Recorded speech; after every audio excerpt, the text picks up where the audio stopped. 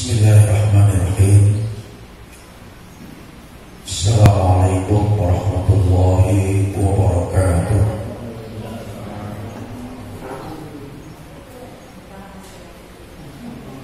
Alhamdulillahi rabbil alamin. Alladzi khalaqa kulla shay'in qadara. Nahmaduhu wa nasta'inuhu wa nastaghfiruh wa na'udzu billahi min shururi anfusina wa min sayyiati a'malina. Man yahdihillahu fala mudilla lahu wa man yudlilhu fala hadiya lahu. Amma ba'd. Ya ibadallah, usikum wa iyaya bitaqwallah, faqad fazal muttaqun. Kama qala Allah ta'ala, wa tazawwadu fa inna khairaz zadi taqwa wattaquni ya ulil albab. Wa'lamu wasma'u. Qala Allah ta'ala fi kitabihil Qur'anil Karim, a'udzu billahi minasy syaithanir rajim. Falamma nasu ma dzukiru bihi anjaynal ladzina yanhauna 'anil su'.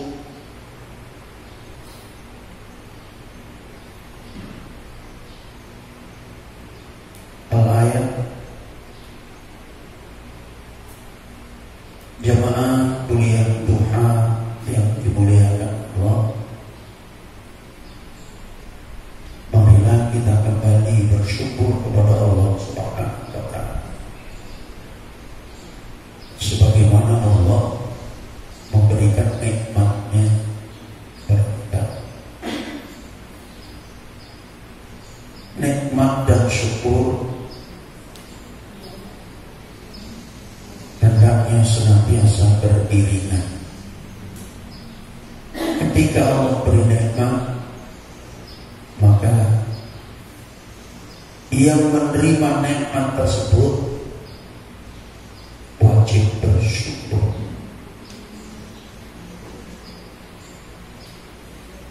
Ketika Allah memuji kita, baik pujian itu berupa kesenangan maupun kesusahan, maka kita juga kembali kepada Allah, istirja, inna lillahi wa inna ilaihi raji'un.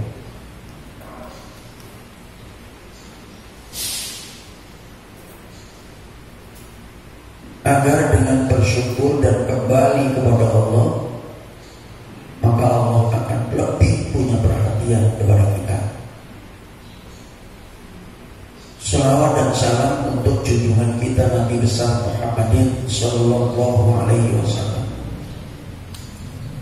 Mari kita bersalawat dengan sesungguh hati, bukan hanya sekedar mengucapkan salawat itu, akan tetapi bagaimana tumbuh konsekuensi gerakan berikutnya dari salawat tersebut. Jamaah sekalian yang dimuliakan Allah, pada pagi hari ini kita akan bersama-sama mencari jalan yang terbaik, memilih jalan yang terbaik, kembali kepada jalan yang terbaik. Karena setiap kita tentu sadar, semua orang pasti memilih yang terbaik. Tidak cukup dengan yang baik, tapi yang terbaik. Bagaimana kita menghadapi bala ini dengan jihad?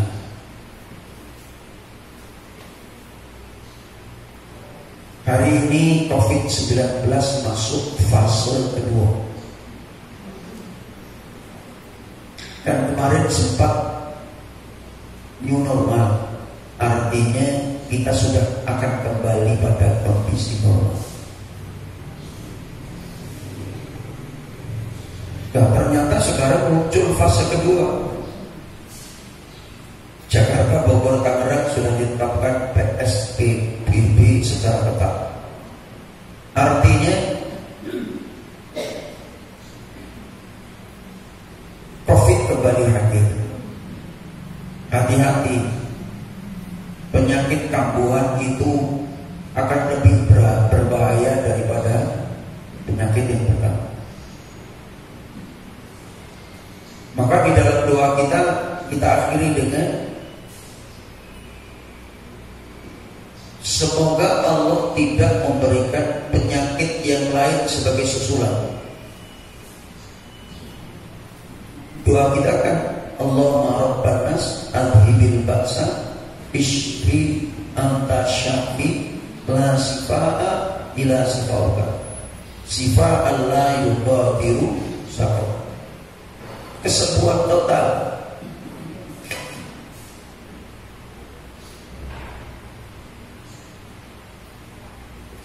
Maka biasanya dokter berpesan ketika kita sudah sembuh, hati-hati, jangan kambuh lagi. Berarti kambuhan ini akan lebih berbahaya. Berarti fase kedua ini kita harus lebih serius menghadapinya.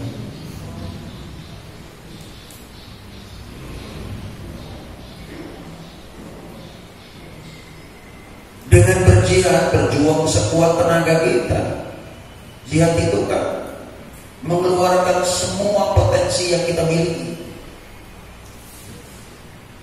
Itu jihad untuk melawan musuh kita.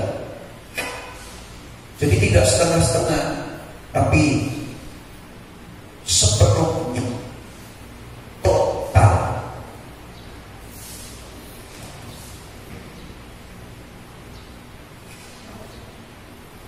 Jemaah sekalian yang dimuliakan Allah, tadi saya baca Quran surah Al-A'raf 165.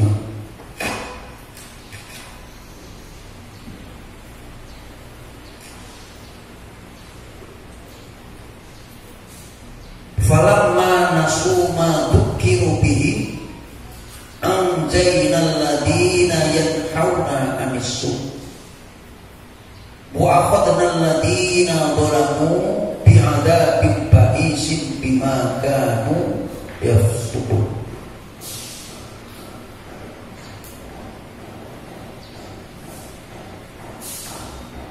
Maka ketika mereka manusia berpaling, atau kalimat yang lebih mudah, mengingkari, mengabaikan peringatan yang diberikan kepadanya. Dari ketika manusia berpaling, tidak mengindahkan, mengabaikan, tidak menghiraukan peringatan Allah yang diberikan kepadanya.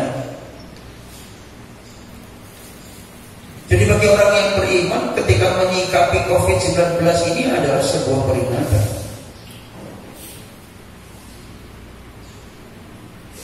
Sebelum berbicara bala,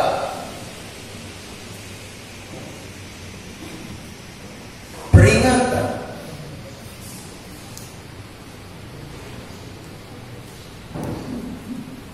Dan sebenarnya ketika ada peringatan itu, tentu sebagusnya kita menyikapi peringatan itu. Bukan abai, bukan lalai. Peringatan itu untuk dihiraukan. Peringatan itu untuk diperhatikan. Peringatan itu untuk diindahkan. Banyak sekali akronim bahasa.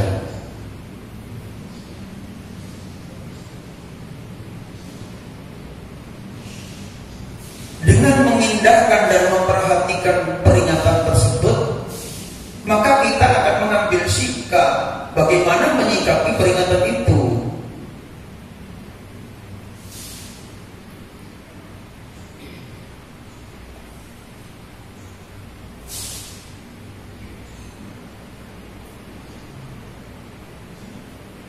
Jadi ketika kita semuanya tidak mengindahkan peringatan yang diberikan oleh Allah, anggap saja COVID-19 ini adalah bala. Dan setiap kejadian itu tidak lepas dari intervensinya Allah Subhanahu wa Ta'ala. Sekalipun itu dari tangan manusia, tapi kemudian Allah menyempurnakan apa yang diinginkan oleh manusia. Apa akibat dari tidak mengindahkan peringatan Allah? Anjaynal ladina yanhauna 'anil-su'. Kami selamatkan orang-orang yang mencegah kejahatan.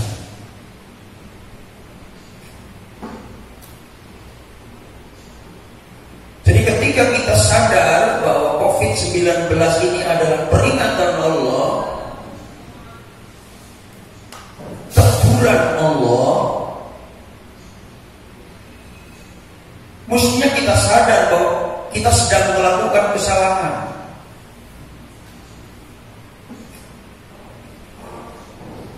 Karena tidak ada orang tua yang menghukum anaknya kecuali anaknya telah melakukan kesalahan.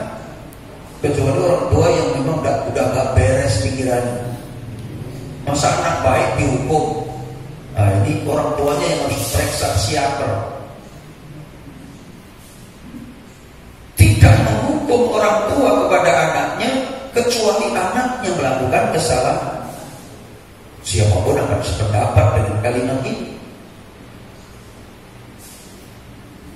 Tidak menghukum seorang guru terhadap murid-muridnya kecuali murid-murid tersebut melakukan kesalahan.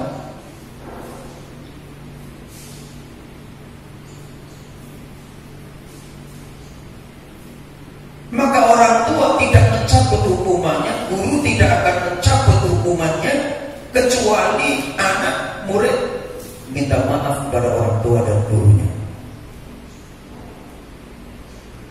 Jadi selama anak ini tidak meminta maaf kepada orang tuanya, hukuman akan tetap berlaku baginya. Selama murid ini tidak meminta maaf kepada gurunya, maka hukuman akan tetap berlaku bagi dirinya. Ini kan bahasa yang sederhana yang mudah kita cerna, supaya kita paham bagaimana menyikapi peringatan.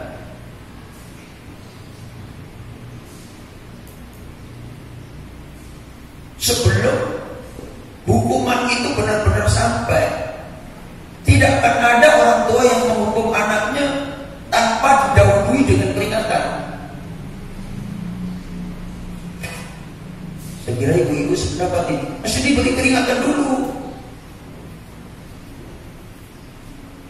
tidak langsung dihukum.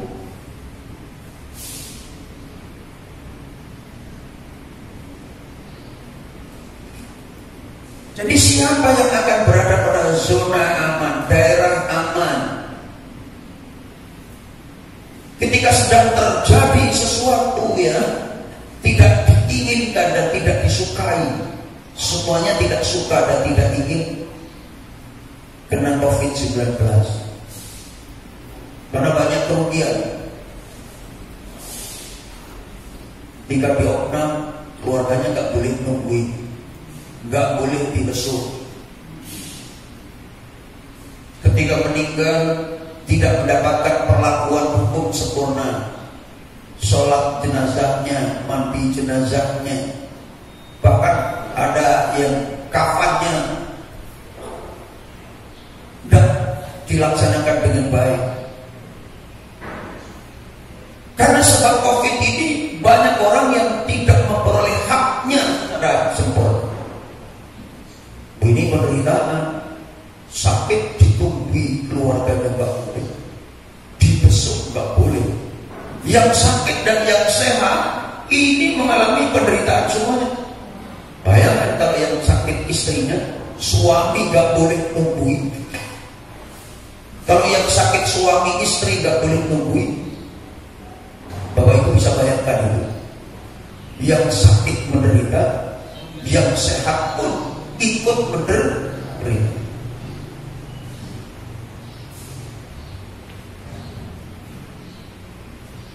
Jadi siapa yang akan berada pada zona aman ketika ujian, cobaan, bahkan bala itu datang? Yang akan berada pada zona aman adalah orang-orang yang mencegah kejahatan. Jadi kalau Bapak Ibu ingin aman, lakukan ini. Jadi semenjak COVID, saya justru malah keliling, tapi tetap menerapkan aturan kesehatan dengan baik. Karena apa? Saya juga menginginkan pada posisi zona aman. Saya harus mencegah kejahatan supaya Allah melindungi saya. Kan janji Allah itu tak akan diingkari. Innallaha la tukhliful mi'ad. Sesungguhnya Allah tidak akan mengingkari janji. Ini janji Allah, jemaah. Yang akan diamankan Allah, yang akan diselamatkan Allah adalah mereka yang mencegah kejahatan.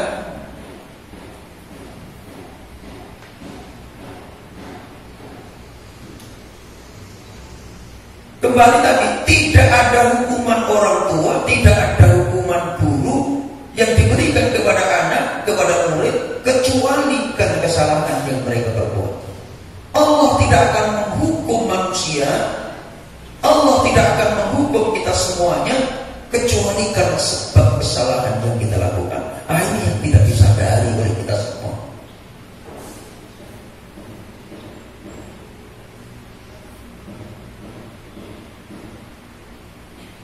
Maka Allah akan menghentikan cobaan ujian itu ketika mereka kembali menyadari bahwa dirinya telah melakukan kesalahan. Maka baginda Rasulullah SAW menganjurkan banyak-banyak beristighfar.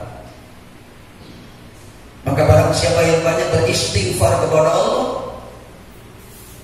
Allah akan bebaskan mereka dari masalah yang dihadapi. Sakitnya akan disembuhkan, kesulitannya akan dimudahkan, persoalannya akan diberikan jalan keluar. Istighfar adalah statement, istighfar adalah pernyataan mohon ampun kepada Allah.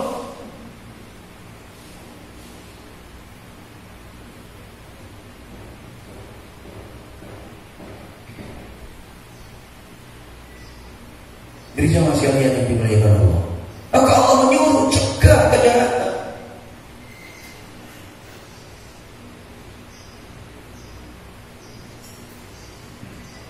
Buang sampah sembarangan, tidak menjaga kebersihan, ngomong sembarangan,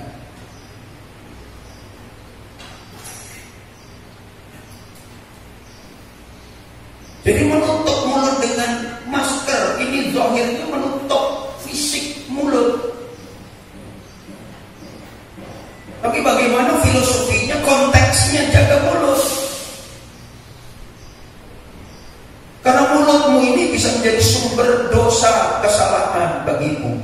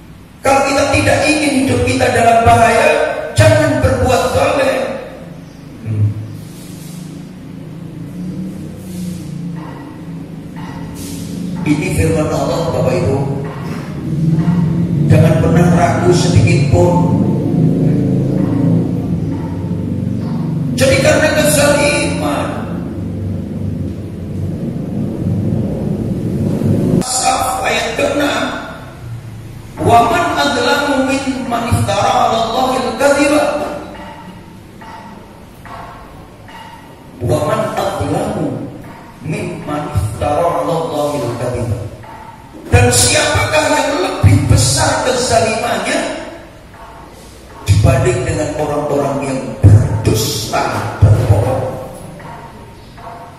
atas nama Allah. Hati-hati.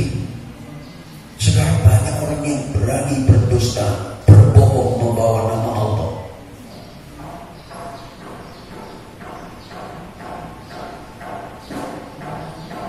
Jadi orang lain bisa ditipu dengan kebohongannya. Tapi kalau dia sudah membawa nama Allah, ini kejahatan terbesar.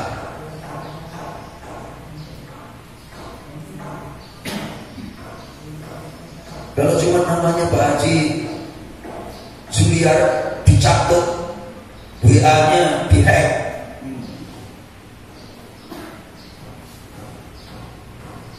mencatut nama Pak Juliar untuk nyari duit, atau mencatut nama saya untuk nyari duit. Jadi berbohong atas nama orang saja, ini sudah kena pasal itu. Ya enggak Bu? Sakit enggak Bu kalau nama ibu dicatut, dipakai meres orang? Pasti lapor polisi. Pencemaran nama baik. Terus pasal apa lagi? Fitnah. Pasal apa lagi? Tanya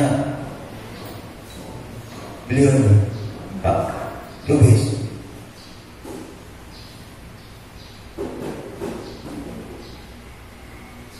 Jadi kezaliman terbesar adalah berbohong atas nama Allah. Silakan Bapak Ibu renungkan deh, seberapa banyak orang-orang yang sudah berani berbohong membawa nama Allah.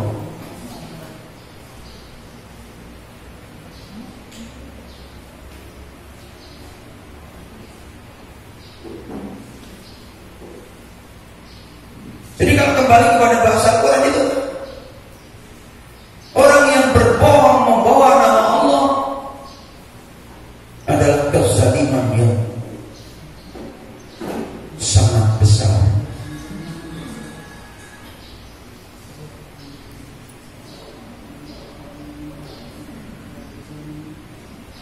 Wa yud'a'il Islam, padahal dia diajak ke jalan Islam.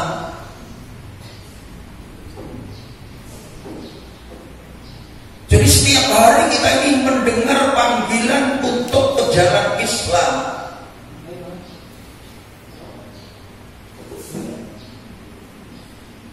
Justru kita menentang dan melawan Islam.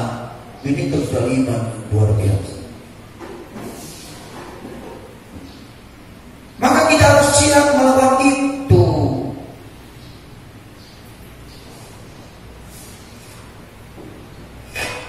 Kita harus berjuang melawan itu.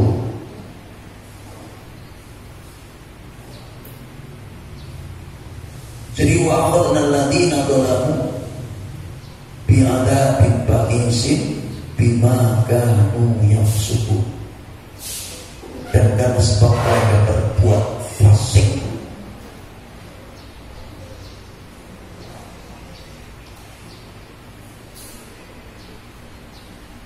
Jadi orang yang zalim dengan kezaliman yang besar tadi, Allah katakan innallaha la yahdil qaumadz dzalimin. Wallahu la yahdil qaumadz dzalimin. Allah tidak akan memberi petunjuk kepada orang-orang zalim.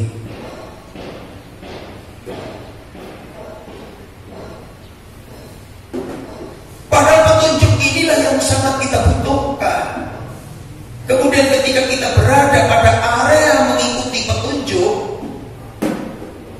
Bapak Ibu, kalau kita ini bekerja sesuai dengan aturan, kalau kita ini bekerja sesuai dengan prosedur yang ditetapkan, berarti kita sedang bekerja dalam pekerjaan yang benar dan baik. Maka orang yang mengikuti aturan, dia akan berada pada zona aman. Barang siapa yang mendapat petunjuk Allah, maka dia akan berada pada zona aman selamat.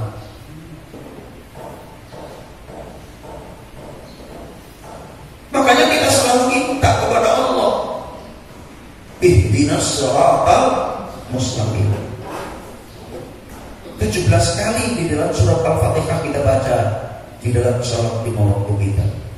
Belum lagi ditambah sholat yang lain. Ditambah lagi doa di antara dua sujud. Rabbi firli warhamni wajburni warfa'ni warzuqni wahdini wa'afini wa'fu anni. Jadi ketika kita berada pada wilayah mengikuti aturan Allah, ketika kita dikawal dan dilindungi petunjuk Allah,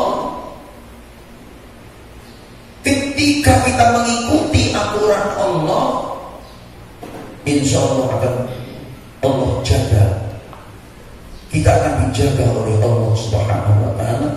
Kita akan dilindungi oleh Allah Subhanahu wa ta'ala.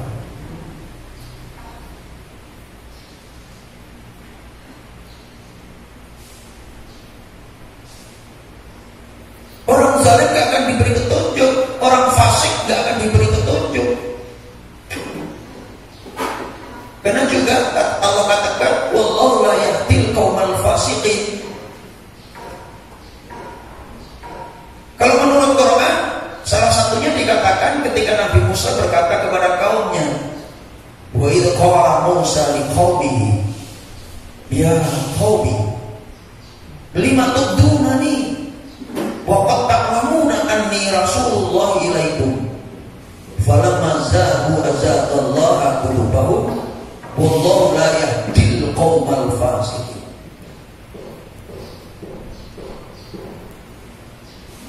Quran surat As-Safi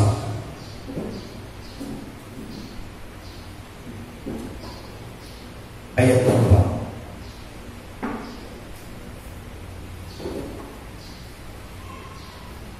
Dan ingatlah ketika Musa alaihissalam berkata kepada kaumnya, ya qaumi, wahai kaumku, lima tudunani, kenapa kalian menyakiti aku, kata Nabi Musa.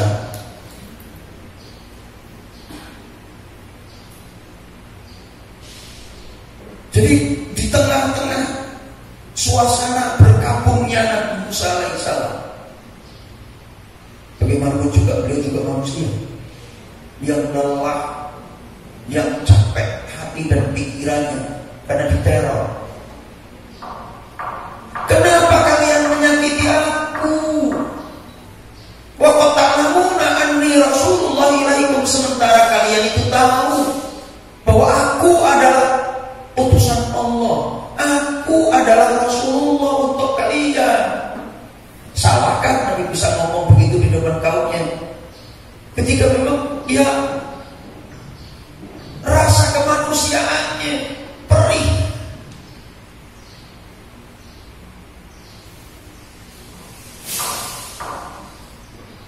Kalian tahu aku adalah Rasulullah, kenapa kalian menyakiti aku? Falamma zaghu azaghallahu qulubahum, maka jika kalian tetap berbalik, tetap tidak mengikuti aturan Allah,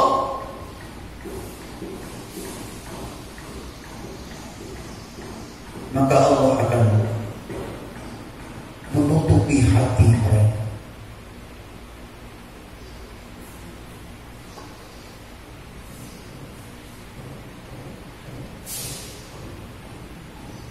Allah la yahdil qaumal fasiqin, dan Allah tidak akan memberi petunjuk kepada orang fasik.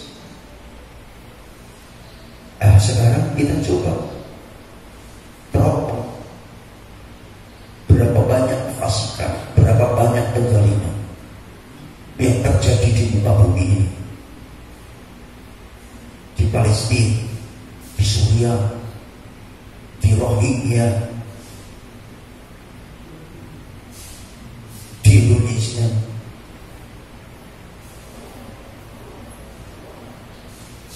Bisa saja kan Habib Rizik misalnya, kenapa kalian sia-siakan saya, kenapa kalian hinakan saya, padahal kalian itu tahu aku adalah ketua SAW.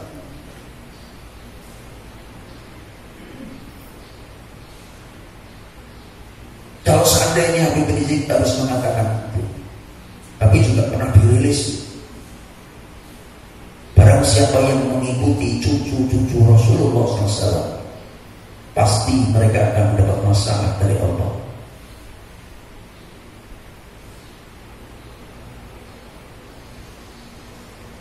Berarti ada tugas kita untuk berbuat, berjuang, cegahlah kejahatan-kejahatan itu.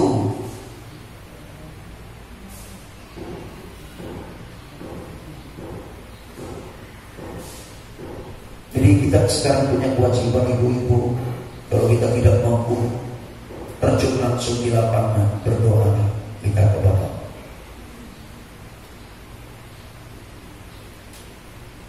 Agar orang-orang zalim, agar orang-orang fasik berhenti dari kezaliman dan kefasikan. Tapi jika kita mampu turun ke lapangan, ya turun.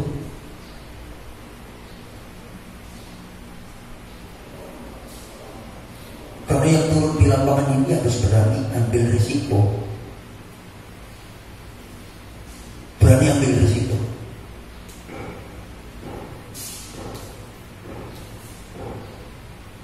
Maka kemudian saya katakan di Facebook, saya membuat surat terbuka kepada Badan Litbang Kementerian Agama.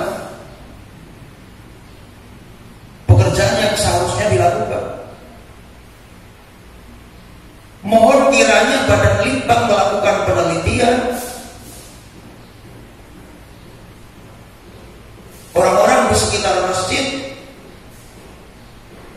tanyakan kepada mereka yang rajin ke masjid, mengapa mereka rajin ke masjid, dan tanyakan kepada mereka yang tidak pernah mau ke masjid, mengapa tidak pernah mau ke masjid.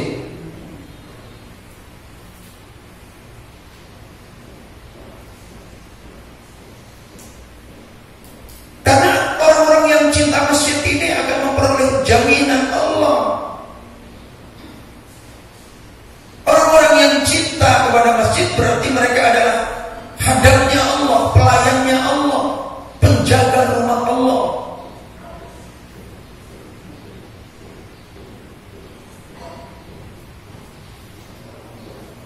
Maka mereka yang datang memakmurkan masjid berarti menyenangkan Allah. Kalau sudah ketemu yang senang ke masjid apa alasannya, yang tidak pernah suka ke masjid apa alasannya, baru kemudian kita bersama-sama mencari solusi.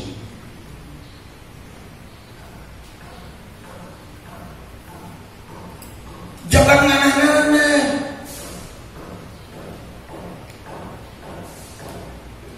Malah mau verifikasi, mensertifikasi daging. Boleh saja asal berbasis data.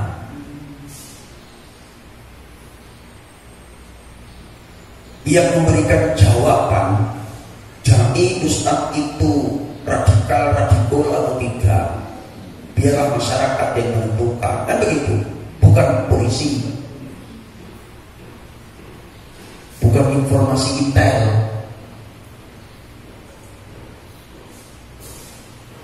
Atau mungkin penyakit turunan ya, turunan Namrud, turunan Fir'aun, turunan Namrud, Fir'aun, kemudian Abraha, kemudian Abu Jahal.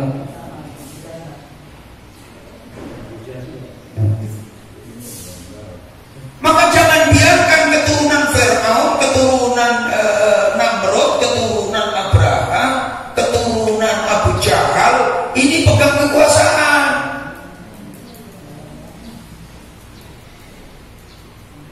Karena pasti mereka akan melakukan hal yang sama seperti yang dilakukan Fir'aun, seperti yang dilakukan Namrud, seperti yang dilakukan Abraha, seperti yang dilakukan Abu Jahal.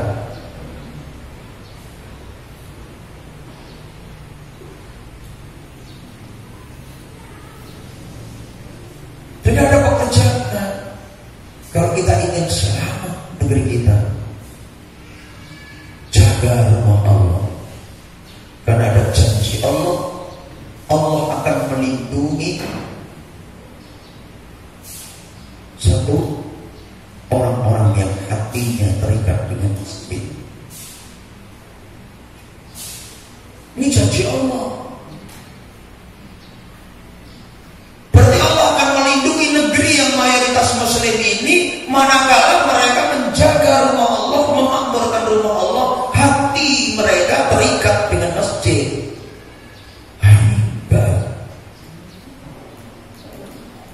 Hati masjid seperti berdiri di atas dunia.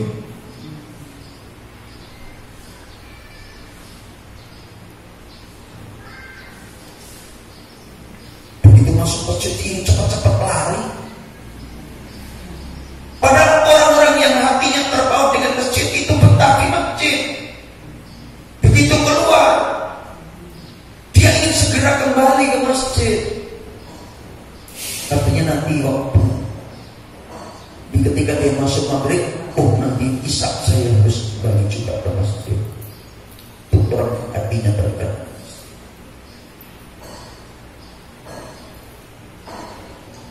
Kemudian yang kedua, nasa'a fi ibadatillah. Pemuda yang taat beribadah kepada Allah. Nah, sekarang kita lihat bagaimana potret manusia Indonesia Muslim yang hati mereka terpaut dengan masjid. Bagaimana potret pemuda Muslim Indonesia yang mereka taat kepada Allah.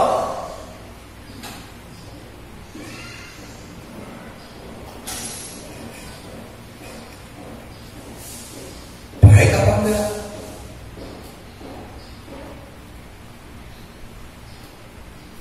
Dan ini harus jihad, Bapak Ibu. Untuk cinta masjid itu butuh jihad yang luar biasa. Pemuda hari ini yang taat beribadah itu harus jihad luar biasa. Karena lawan yang dihadapi sekarang luar biasa. Maka di tengah-tengah kondisi kepemudaan hari ini seperti ini, kalau masih ada pemuda yang setia loyal kepada Allah, dalam pandangan Allah pemuda ini pemuda luar biasa. Kalau ibu nonton MTQ di tebing tinggi, salah satu peserta yang berhijab untuk kemudian dimintakan untuk membuka tutupnya, dia tetap bersikeras tidak membukanya. Akhirnya didiskualifikasi.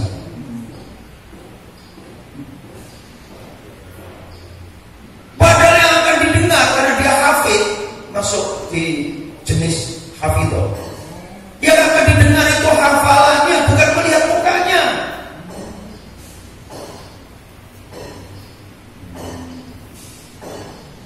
Dan ternyata dia seorang mahasiswi, Pak Bangun. Masya Allah. Tapi karena mahasiswa ini punya keyakinan yang teguh, nyari orang-orang yang istiqomah dalam keyakinan inilah yang sekarang sulit luar biasa di negeri ini.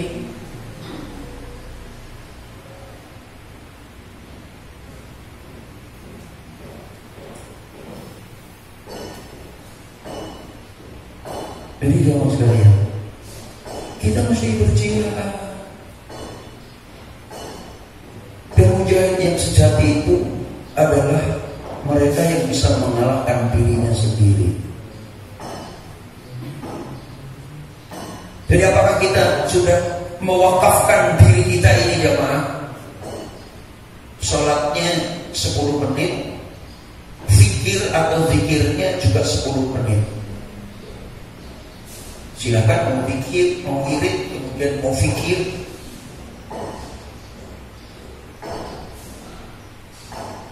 Kalau dalam sholat itu 20 menit berarti kali 5 waktu sholat 100 menit. Sudah sanggupkah kita mengalahkan kepentingan dunia kita? Ya. Kalau 24 jam itu berarti 60 kali 24 berapa? 120 ditambah 24, 144 benar.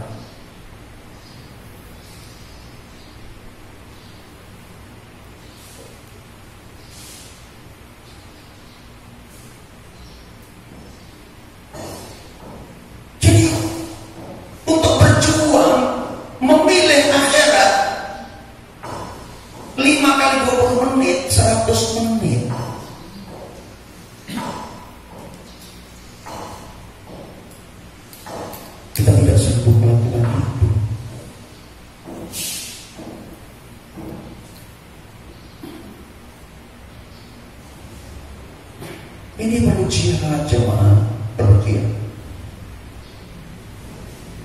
perlu perjuangan. Kenapa? Man jahada nafsahu fi ta'atillahi azza wa jalla. Seorang mujahid, pejuang yang dikehendaki Allah adalah mereka yang bisa mengalahkan dirinya dari bermaksiat kepada Allah untuk taat kepada Allah. Bayangkan kalau dari 24 jam itu yang 5 jam kita gunakan untuk maksiat, sementara kita tidak mengalokasikan waktu untuk taat, bagaimana mungkin Allah akan menjaga dan melindungi kita? Jemaah sekalian yang dimuliakan Allah, jadi kita harus hadapi apapun bencana, bukan hanya COVID-19, bencana apapun kita harus berjuang menghadapi. Dan tidak ada pelindung penolong yang terbaik kecuali Allah. Hasbiyallahu wa ni'mal wakil. Begitulah Nabi Ibrahim alaihissalam ketika eksekusi diterima.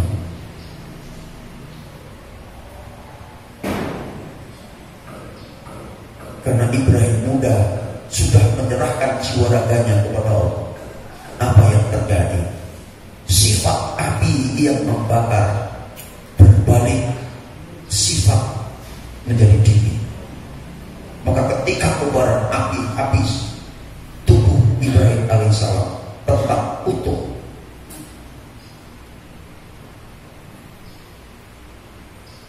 Jika Nabi Ibrahim tidak mati, tidak hangus tubuhnya karena api, Namrud mati hanya karena seekornya. Mana di bawah nyelam masih angin juga. Bayangkan yang mau lewat di telinga aja kita sudah gak bisa tidur. Bayangkan kalau sudah masuk ke dalam, gimana mau tidur? Ngam terus di dalam. Matilah Namrud hanya karena seekor. Itu doa. Ketika Allah udah kun, lalu kenapa kita tidak kembali kepada Allah? Yang diharapkan oleh Allah adalah kembalinya kita kepada Allah. La'allahum yarji'un, agar manusia, agar mereka kembali kepada Allah dengan peringatan-peringatan yang turun itu. Inilah pekerjaan yang kita harus lakukan. Mari kita tidak berhenti untuk melakukan itu. Jangan justru menantang Allah. Saya sedih, saya membuat surat terbuka itu hanya untuk mengimbangi saja Pak Panggung, agar supaya Kementerian Agama khususnya Badan Litbang itu menjalankan fungsinya yang seharusnya dijalankan, bukan malah menuduh hafid itulah benih radikal. Masya Allah. Padahal semakin banyak penghafal Al-Quran, maka negeri itu akan semakin diberkahi Allah. Itu yang disebut waman adlamu mimman iftara 'ala Allahi al-kadhiba wa huwa yud'a ila al-Islam. Wallahu la yahdil qawma adh-dhalimin. Jadi mari Bapak Ibu, semoga kita pulang dari sini, kita membolak-balikkan hati. Sesudah kita bolak-balik, kita tentukan pilihan. Sesudah kita tentukan pilihan, kita tetapkan pilihan itu. Sesudah kita tetapkan pilihan itu, kokohkan pilihan itu. Itulah namanya istiqomah. Kemudian yang terakhir Pak Bambang, saya juga buat di Facebook juga kan. Kalau seandainya saya termasuk dai yang tidak lolos sertifikasi, berarti saya mesti berhenti berdakwah. Lalu bagaimana daerah yang sudah saya bina? Berarti saya tinggal. Akhirnya banyak jawaban Pak Bambang. Laju Ustaz, kami yang akan menjaga dan membela Ustaz. Masya Allah. Saya hanya mencoba untuk memberikan pembanding saja, supaya sana itu ngerti, masyarakat menghendaki. didengar, arus bawah mesti diterima. Jangan arus pucuk baik. Kalau pucuk tumbang nanti habis negeri. Habis negeri ini ibu ya. Ini alhamdulillah Pak Anun, di jalur itu masih panen. Masih panen. Alhamdulillah. Jadi terakhir kemarin Pak Haji, kami kan bawa rombongan, dibawain beras 10 kampil. Satu kampil 20 kilo, kali 10 200 kilo, berarti panen besar. Sesudah yang terima dulu, Pak Ustaz berasnya, Masya Allah. Ini jamaah sekalian yang mulia. Jadi jangan mundur dari komitmen, dari istiqomah. Sebagaimana peserta MTQ di tebing tinggi, dia tidak mundur dari pilihan yang sudah dipilih. Terima kasih atas perhatiannya. Semoga kita selalu dalam lindungan Allah Subhanahu wa Ta'ala. Semoga Allah menjaga orang-orang yang beriman, orang-orang yang bertakwa, orang-orang yang berjuang dari jalan Allah, di jalan Allah, dari segala balak dan bencana. Amin ya rabbal alamin. Assalamualaikum warahmatullahi wabarakatuh.